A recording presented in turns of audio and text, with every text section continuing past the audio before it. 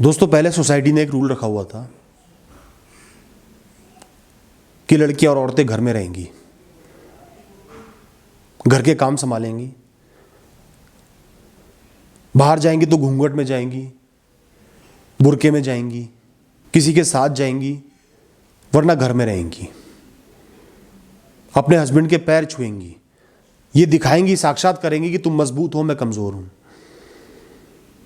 मर्द की बातें मानेंगी। इस तरीके के बहुत सारे रूल्स सोसाइटी ने बनाए हुए थे, और खाली औरतों के लिए नहीं, मर्द के लिए भी बनाए हुए थे। किस मर्द को क्या क्या काम करना है, कौन से काम करने हैं। औरत काम कर रही है तो मर्द पे लांछन लगाया जाएगा कि तू कुछ नहीं कर सकता, इसलिए तेरी बीवी बेटी काम कर रही है, तेरी ये जात है, तू यही काम करेगा, वो काम नहीं करेगा।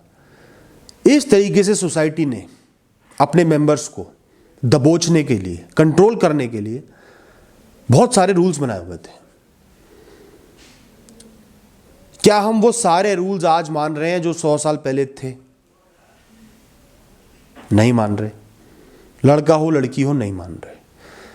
लेकिन आज भी कुछ ऐसे रूल्स जिंदा हैं जिन्हें आज से 100 साल पहले ही मर जाना चाहिए था, खत्म हो जाना चाहिए था, आज भी वो चले आ रहे हैं। इसका मतलब ये नहीं कि वो सही है, इसका मतलब ये है कि हमें उन रूल्स को खत्म करने की, हटाने की सख्त जरूरत है, ताकि ये देश बेहतर बन पाए, हम एज अ सोसाइटी बेटर बन पाए, इंसान अच्छे से अपने जीवन को जी पाए, हम इंप्रूव करें, बेहतर बने। तो दोस्तों, ऐसा ही एक रूल है इंटरकास्ट मैरिज का। इस देश की नसों नसों में हर तरीके की सोसाइटी, समाज ने रूल बना रखा है कि आपने इंटरकास्ट मैरिज नहीं करनी। अब इनसे कारण पूछोगे ना कि क्यों ना करें। ये देश हमारा है, हम सब इंडियन हैं, सब अलग अलग काम कर रहे हैं, सब अपना निर्वाह कर रहे हैं, दूसरे से इज्जत से पेश आ रहे हैं, तो फिर हम अलग क्यों हैं, कैसे हैं, हमें दूसरे समाज में क्यों शादी नहीं करनी चाहिए। अब आप किसी से भी लॉजिक पूछोगे ना, वो लॉजिक नहीं देंगे, क्योंकि लॉजिक है ही नहीं।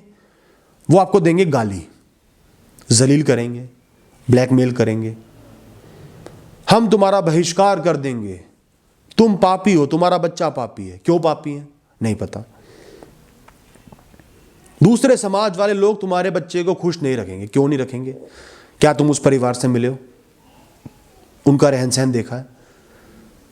अपने ही समाज का बच्चा तुम्हारे बच्चे को खुश रखेगा। लिख के दोगे? एक गारंटी कार्ड बना के दोगे? नहीं दोगे। अपनी कास्ट में डिवोर्स हो जाएगा तो और लांछन लगाओगे, ये लड़का तो इंपॉर्टेंट है, ये लड़की तो चालू है, इस तरीके की बातें करोगे। दोस्तों, सोसाइटी की एक लिमिटेड अहमियत है। मैं ये नहीं कहता सोसाइटी को खत्म कर दो, सोसाइटी का पार्ट होना जरूरी है। सोसाइटी का नौकर बनना, गुलाम बनना गलत है।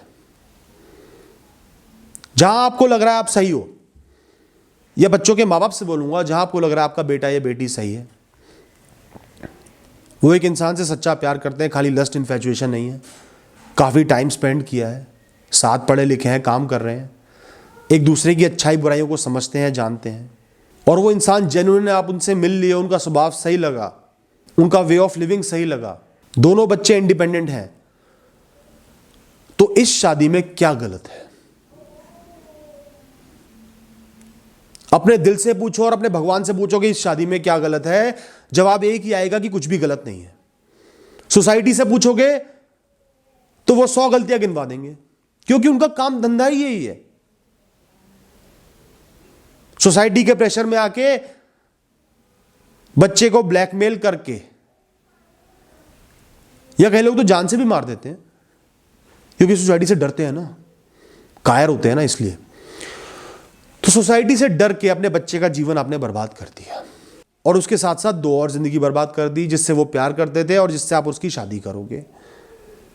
फिर आपका बच्चा खुश नहीं रहेगा, उसका जीवन बर्बाद हो जाएगा, डिवोर्स हो जाएगा, डिप्रेशन में चले जाएगा। वो इंसान भी आप पे ब्लेम करेगा कि आपने ऐसी गलत शादी मुझसे क्यों कराई।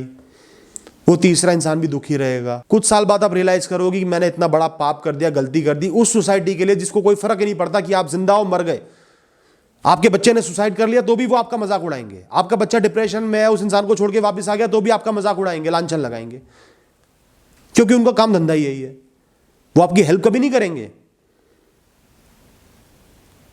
आज आपको पकड़ा है, आप उनकी बातों में आ गए, वो आपको वैल्यू नहीं देंगे, वो आगे बढ़ जाएंगे, फिर किसी दूसरे को पकड़ेंगे, फिर तीसरे को पकड़ेंगे। सोसाइटी रुकती नहीं है। आप सोच रहे हो कि आप सुप्रीम हो, सोसाइटी की नजर सिर्फ आप पे, आपने कुछ गलती कर दी तो आप खत्म, सोसाइटी आपका बहिष्कार कर देगी। ऐसा नहीं है। सोसाइटी आपका बहिष्कार नहीं करेगी, वो दिखाएगी कि वो आपका बहिष्कार करने की कोशिश कर रही है, लेकिन कुछ दिनों में जब आप सही प्रूव हो जाओगे, आपका बच्चा खुश होगा, वो आपको अप्रिशिएट नहीं करेंगे, वो आगे बढ़ जाएंगे। वो किसी दूसरे इंसान को पकड़ लेंगे जो कमजोर होगा, कायर होगा, उस पर दबाव डालेंगे। तो आप डिसाइड करो आपने क्या करना है। सोसाइटी के दबाव में आके अपने बच्चे का जीवन बर्बाद कर देना है या अपना जीवन बर्बाद कर देना है, या सोसाइटी से लड़के एक सही डिसीजन लेना है, अपने बच्चे की खुशी देखनी है। 4 दिन लगेंगे सोसाइटी को इस चीज को भूलने में, फिर आगे बढ़ जाएगी और लोगों को पकड़ेगी।